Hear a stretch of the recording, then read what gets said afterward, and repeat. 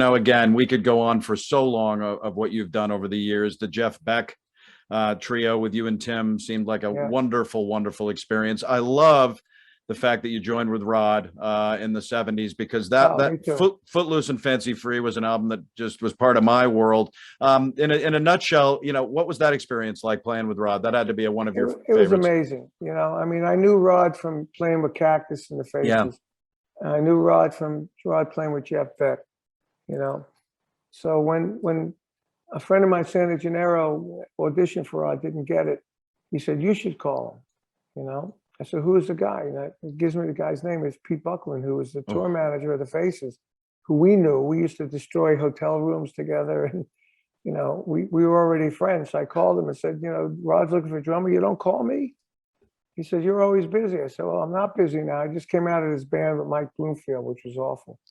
It was probably the low point in my career." Right. And I said, "I'd love to play with Rod." So he called Rod, who was in London. He said, "Well, go to his house in Beverly Hills." I said, "All right." So I've always been a car collector, so I had a Pantera at the time. Wow. I said, "Well, I'm going to take the Pantera up there because, I'm going to Rod's mansion, And when I pulled up to these giant gates, I couldn't believe how rich Rod was. It was amazing. He had Lamborghinis in the driveway, and and this was his house in LA. He had another house in England. So he said, go to the house and check out the band. That was the message I got from Pete from Rod. So it wasn't like I was auditioning. I was going to check the band out. Oh my God. He knew me because he knew me. He knew the way I played. Yeah. So I went in there and I knew Phil Chen because I ended up playing on Blow by Blow. It didn't work out. I worked with George Martin, with Jeff Beck on Blow by Blow, and I was taken off. But I knew Jeff. I knew Phil. And then this guy, Jim Cregan, I knew while I was doing Blow by Blow. I did a show with Ashton, Tony Ashton, and John Lord, and Jim Cregan and Ian Pace, and a whole bunch at the Palladium in London. So I knew Jim Cregan too. So we rehearsed for a lot of days. Wow. So I walk in there, I see Jim, and I see Phil. I said, "Nice to meet you guys again." And then we sat down and played, and it sounded great. So then Rod came back, and then we played with Rod. And as soon as I drove into the driveway, I said, "I want to play with this guy. Oh, I want to be in this level, Yes. So when Rod came in, he played, and I always loved his voice, and he was always the greatest front man. But he was the greatest front man in rock when we played with him with that band. There was nobody as good as him. Right. He had the voice, he had the moves, he had the look, he had the songs. Sure did. And the band was a great band for him. We played just the way he liked it. Yes, you did. And he said to me, "Play like you did in Cactus. I'll give you a solo. I know you got fans out there, and I'll use your solo to go refreshing myself up. I know when I come back, you're going to have the audience riled up." Oh, wonderful. I said, "Great." And we became friends, and we actually had a percentage of the tours, the band. Oh, that's fabulous. It wasn't Rod and the band. It was always Rod, Stewart, group. Right. We stayed in the same hotels.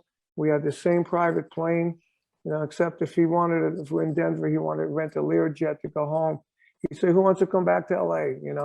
Whoever lived in LA can jump on the Learjet with him. Oh. The day off and jump back and then get on the other plane." I used to tell him because we had the same plane that Leonard Skinner had that went down. Oh. And not the same plane, the same model. The same model.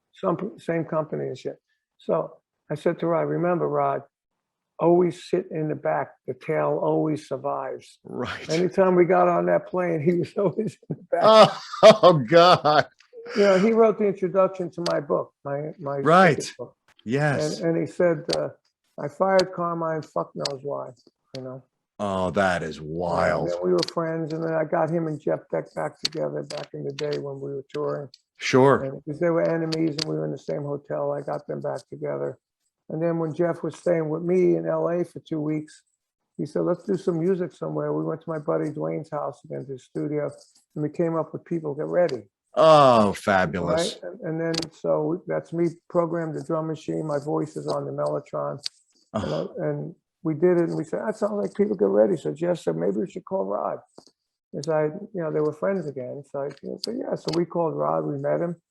Next thing you know, I'm in the studio with two of them. And Oh, unfortunately, we didn't get the credit we needed, but it's okay. You know, it was right. great. I was so happy to do it and have Jeff over there and Rod over there. Oh, I Singing, bet playing together, and we're on the track, and we helped put it together. that had to be one of the highlights. It was fun.